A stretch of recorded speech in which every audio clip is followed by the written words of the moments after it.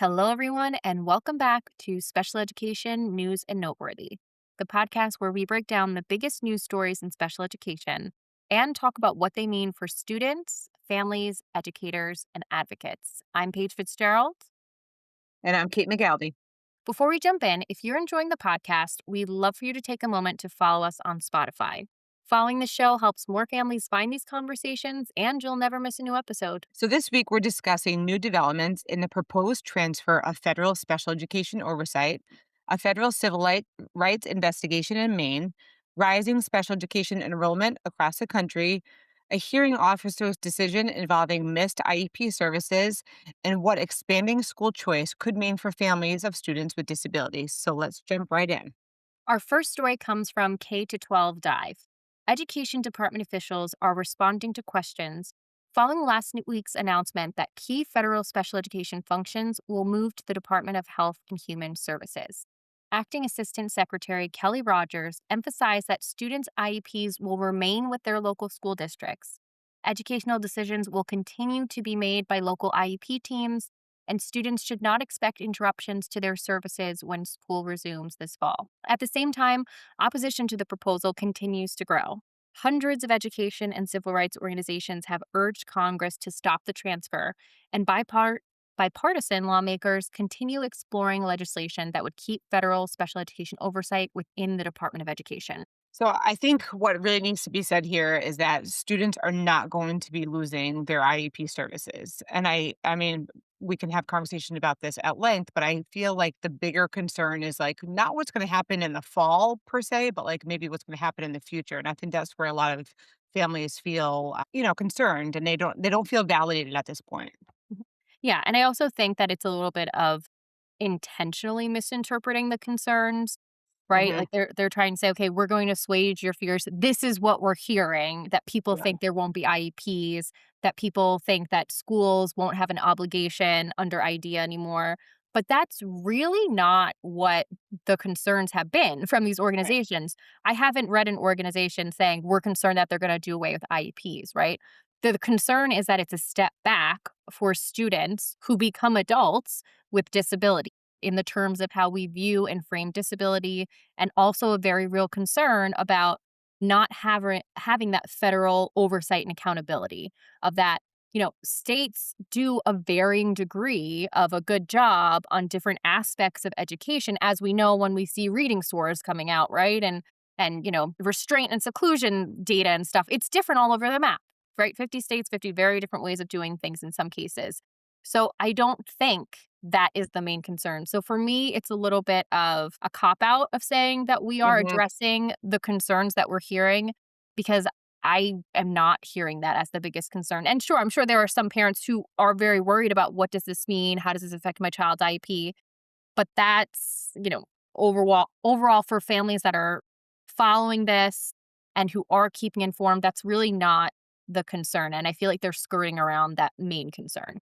I agree. I agree there. Okay, story number two. Our second story comes from News Center, Maine. The U.S. Department of Education's Office for Civil Rights has opened an investigation into allegations involving a Maine student with significant disabilities who, according to his family, missed an entire school year after a dispute over his school placement. The family says the interruption resulted in the loss of therapies and educational services, leading to significant regression. The Maine Department of Education says it does not direct districts to place students in specific schools and noted that families have access to due process protections. Mediation is expected to begin while the OCR investigation continues. I mean, so this is something that's currently under investigation. So we don't know all of the facts of it, right? We know that there is a claim being put against the school district. It's a very serious claim that this child regressed. As we know, students with significant disabilities, that's why extended school year even exists, because you Mhm. don't even want the tiniest gap, because even a week off from school can lead to significant regression and make it very hard for them to regain those skills. So, we'll see what that investigation finds, but Yeah, and I think, you've had a couple of experiences with districts with OCR investigations. I Mhm. actually have not, but what I've read about it, it does not necessarily mean that it's an automatic. like that the district automatically violated the law. It means that there's enough concern that supports that they're trying to figure out whether or not that's right or wrong. Am I correct on that? Yeah, I mean, they're taking it up because there seems to be a valid concern that this student was not given access to his education. And, if he hasn't been in school for a year, I think that's a very valid statement to make. So, yeah, if they're taking it up and they're investigating it, then it absolutely means that there There's is something there's enough some to it's there. investigate. Yeah, there's enough Yeah, to investigate, and we'll just have to wait and see what the outcome is. But whatever the outcome, I really do hope that he can get back into receiving an yeah. education somewhere, whether that's, in district outplacement, whatever that may look, homebound services. But it sounds like he's missed out on a lot, and hopefully the right thing can happen with this kiddo. Yeah, and I think that families like, I'm thinking about the takeaway from this story for families. I think it's that there are when you are not pleased with the district and how they're progressing, maybe that you're concerned about their placement or you're concerned about this lack of services, that there are opportunities for either due process or mediation or OCR complaints. Like, it's not like you just have to accept this. You can actually open things up to get to a further level to make sure that your child is receiving adequate services. So it's just a reiteration of staying up to date on law and your opportunities as your own child's advocate. Yeah, and knowing that there are, some state parent information centers that you can do. There's Yeah. attorneys if you wanna go that route, there's advocates if you wanna go that route, so they might not be as well known for some parents that are really in the thick of it, but Mhm. they're around. Alright, so our 3rd story comes from Voice of San Diego. A new report highlights a trend we're seeing across the country. While overall school enrollment continues to decline, the number of students receiving special education services continues to rise. District leaders point to increased identification of disabilities, growing student mental health needs, and staffing shortages as contributing factors. At the same time, many say funding has not kept pace with the increasing demand for services, creating additional challenges for schools trying to meet students' needs. This is not this is not news to us, right? Like, we've heard this in so many of our advocacy This news cases. is not news to us, that's true. This news is not news to us, nor I mean, like, I feel like this has just been something that we've seen a trend in, over the past, I don't know, 5 to 10 years. And, some may say, we just have, like, better identification systems. Whatever it might be, I think that the takeaway for families hearing this is that despite, like, the staffing shortages that might be going on in your school, your child still benefits and can have an appropriate IEP and accommodations to support their level of need. So, we really have to sometimes fight the fight to make sure that they receive those services. But just because a school has staffing shortages is not like that's not an answer for why things are not being met. Yeah, yeah, and it was interesting because they do go into a bunch of the reasons for, like, why this rise could be, right? And it's not one reason. No. It's contributing factors, and that's why it also makes it a complicated thing, and, funding continues to be a complicated thing, but looking at the rise in general, like they were saying, COVID, right? Those COVID babies are Mhm, school-aged, the rise of mental health because the rise in tech use among children. Schools are getting better at identifying children with disability. Schools are also now worried about the over identification, and some of those disability categories have expanded a bit, which now can allow students who maybe didn't qualify previously to mhm. qualify for special education services. So it's a lot, and unfortunately this funding is not playing catch up, especially because how a lot of these funding models are structured. It's unfortunate. And, they were also saying, because some people are like, oh, well, the rise in autism rates. And yes, there's been a rise in autism rates, but I think they were saying that, in San Francisco, the amount of students with a qualification for autism was like only 15%. So, like, yes, it's a rise, but that, once again, that's not the biggest contributing factor. So, I mean, so many news stories are like, hey, let's fix the funding. Hey, let's fix the funding. So, Mhm, guys, mhm. let's fix the funding. Let's let's fix the funding. But you know what? One thing that you didn't note just now is also, like, the retainment of Yeah. teachers. Teachers are constantly leaving for various reasons if they feel that they're underpaid. You know, certain districts are getting paid significantly more money than others, and Mhm. obviously it comes down to their budget, but, like, it's not, across the bo I have people that live in my town that drive an hour to work just because they could be a teacher in Westchester, New York, and get a higher salary, and Yes. it's something like it impacts families, and, I just think, like, the retainment is something that we also have to consider to some capacity. if we retain teachers a little bit more, then maybe we wouldn't have, shortages midway through the year because they get a better job offer. I Yeah, don't know. and I look at it as, I mean, just an example, right? When Secretary McMahon was saying we did roundtables and we listened. I think in a way, a lot of that happens throughout the US when it comes to these schools and admins, but are we really taking away the things that we need to be taking away from those conversations if Mhm. we're, it's years later and we're still Yeah. in these What sa actionable steps, Yeah, right? It's like we can talk, we can have many meetings, but like what actionable steps is actually taking place? Yeah.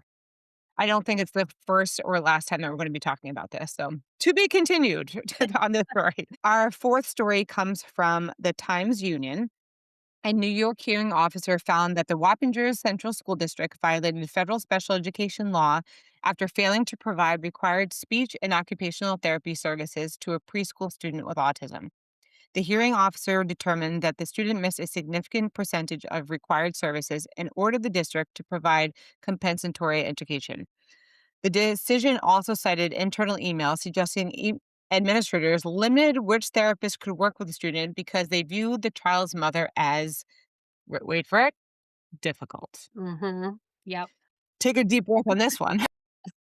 Um, Worked with some families that were in this school district, so I won't say too much about it, but I'll just say that it tracks. Like, it wasn't a surprising thing when I read it, and I'm very happy to hear that that mother really didn't go for, whatever was happening, whether that be gaslighting, what have you, whatever Mhm. story that she was being sold, and that she just trusted her gut and was like, "I think Yeah, something more is going on here." And this is just like professionalism 101, right? Whatever your personal feelings are about the person across the table from you, you still have an obligation to do your job. right, You have an right. obligation to do your job, especially when you are in a field where you're working with individuals with disability.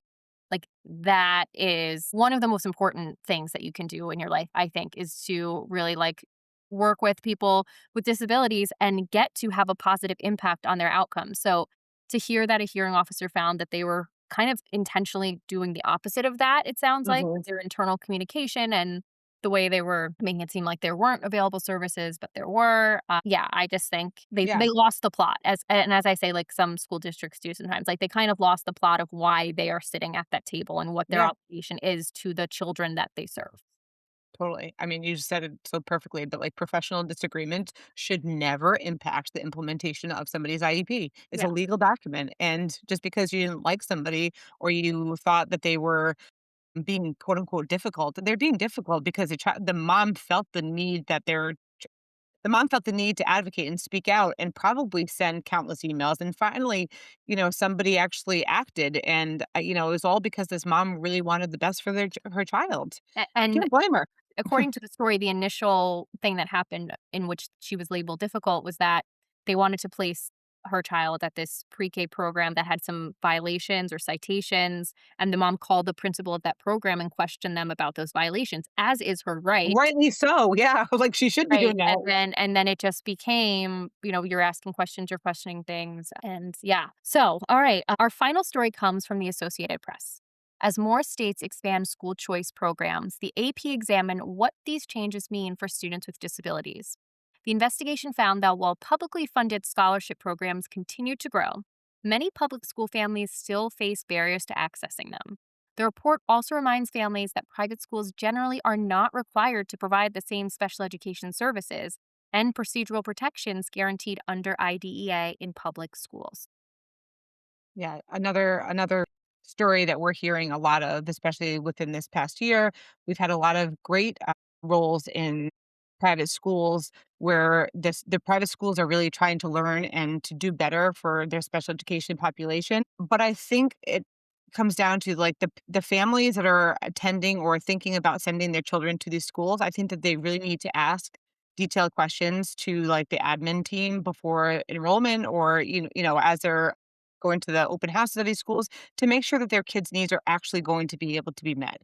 Because I know from experience, I have a family member who ended up going to a very small private school. And what was ideal was the small class sizes. But in reality, like the supports that this person was receiving was not helpful and supportive to them. So, I just think that as a reminder and just like a heads up, you need to make sure that your child services do not need to be met in the capacity that it does in a public school. They do support them in various ways with certain accommodations and stuff, but you just have to ask the questions just to make sure that your child will have like the right programming for them. Yeah. And I think it's a really challenging for those families that are in public schools, their children have disabilities, and they do wanna take advantage of exploring private placement, but private placements are not under any obligation to accommodate their child's needs. And Hmm. that's the harder thing. And that's where it's like, maybe they're also not having a great experience in public school as another family who was able to privately place their child and use those waivers or whatever the language is. Then my mind is blanking on that. But they don't have that kind of opportunity because while they might be able to look in their area and find 5 private schools that do accept that money and can take their child. A parent of a child with a disability is often lucky to find one Right. because they don't have to meet the needs. They can look at your application and say, "Sorry, this is too intensive for what we want to provide. We're going to say no." Or even if they do accept that child initially, they could kick them out halfway through the year and be like, "You know Yeah. what? We Yeah. We can't. can meet your needs. We Yeah. can't." And in terms of your rights, you don't have those protections, right? Those due process rights that you would have under IDEA anymore because you are essentially saying, "Well, I'm gonna privately place my child now," and you're Right. giving up those. So it's tricky. It does make a little bit of a like it says in the story, it does put a bit of a barrier because you don't have as many options. So I think that has been the worry of voucher programs is that it's a little bit unfair for children with disabilities because there aren't as Don't many have the schools. opportunities. Yeah. Yeah, there aren't as many opportunities if they would also like to take advantage of it. Okay, so those are this week's top stories in special education. If you'd like to learn more about these stories, be sure to check out this week's edition of Special Education News and Noteworthy. This week's Special Education Insight explores what parents can do if they believe their child's IEP isn't being fully implemented, from documenting concerns to understanding the options available when services are repeatedly missed. And if you're finding these conversations helpful, we'd really appreciate it if you'd follow the podcast on Spotify. Following the show helps more families discover these conversations and ensures that you'll be notified whenever a new episode is released. Thanks for spending part of your week with us. And until next time, stay hopeful, stay vocal, and take care of yourself. Bye, everyone. Bye.